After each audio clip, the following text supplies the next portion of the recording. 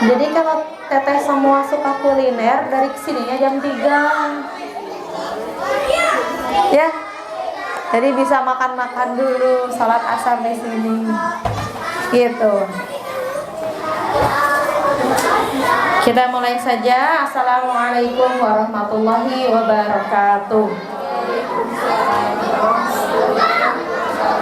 Allahumma anfa'na bima 'allamtana wa 'allimna ma yanfa'una wa zidni ilman. Rabbi zidni ilman warzuqni fahman wa amalan mutaqabbal. Sebelumnya, pekan kemarin kita sudah membahas tentang ending dari pengepungan benteng yang terakhir. Benteng yang terakhir yang hancur. Jadi kan semua ada 8. 5 hancur di awal, ditambah 2 ya, baru saja 7 mereka sudah menyerah. Siapa yang menyerah di sini adalah Yahudi gitu. Menyerahnya ditandai dengan apa? Dengan perundingan. Karena dirasa sudah 7 benteng yang takluk. Kalau misalnya 1 benteng kekayaannya tuh 1 Majalaya, kebayang kalau 7. Maka kata Rasulullah, kata Aisyah nih, kata Aisyah radhiyallahu anha, kami tidak pernah makan, atau bahasa isyaratnya kayak gini, jarang sekali dapur kami ngebul. Nah, berasap, keluar asap sebelum takluknya Khaybar. Jadi jarang masak, jarang ada makanan sebelum runtuhnya Khaybar. Setelah runtuhnya Khaybar, barulah kaum muslimin bisa kenyang, punya penghasilan. Penghasilannya dari mana? Yaitu dari kebun-kebunnya orang-orang Yahudi yang nantinya mereka olah dan hasilnya diberikan kepada kaum muslimin, dikelola menjadi baitul mal. Tuh, awalnya mah nggak punya baitul mal.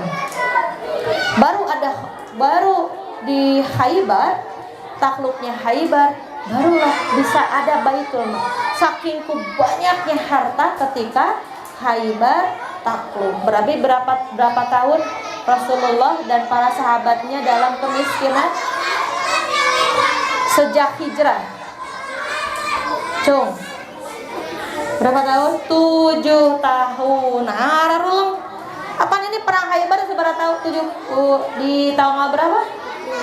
7 Hijriah. Berarti dari awal hijrah tanggal 1 tahun 1 Hijriah sampai tahun ke-7 kaum muslimin kelaparan, banyak kelaparan atau dalam sedikit harta. Maka banyaknya ahlus sufa. Sekarang ahlus sufa, orang yang tinggal di masjid, bahasa ayah nama marbot.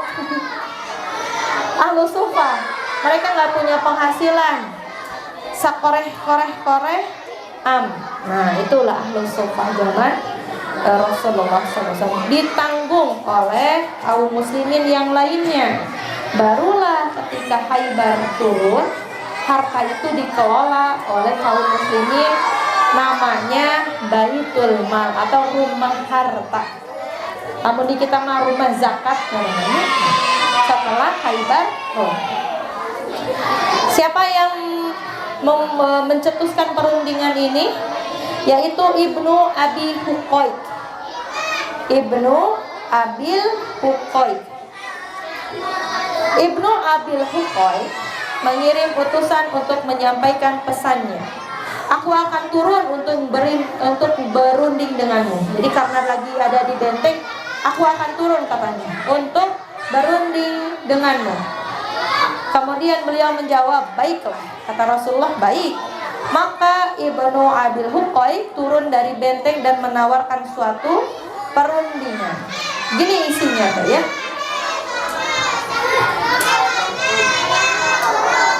Agar orang-orang Yahudi yang berada di benteng itu tidak dibunuh dan anak-anak tidak ditawan, mereka siap meninggalkan Khaybar.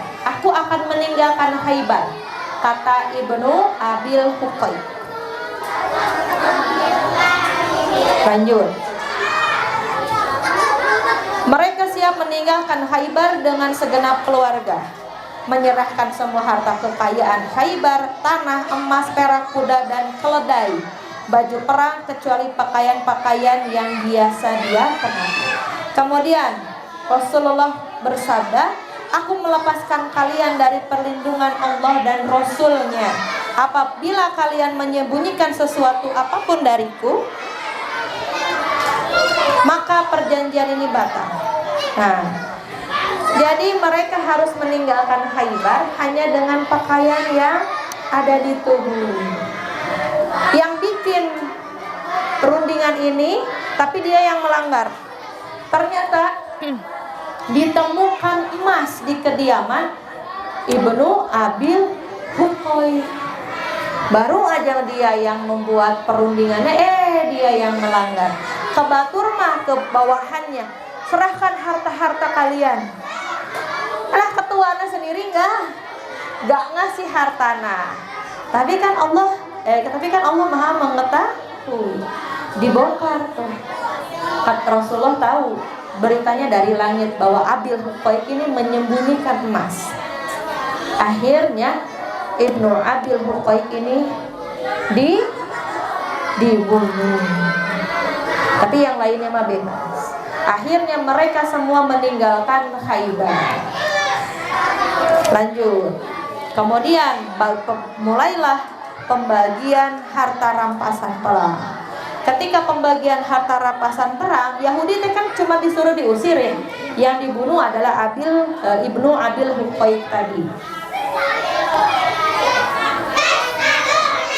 Rasulullah menginginkan agar orang-orang Yahudi ini meninggalkan Khaybar.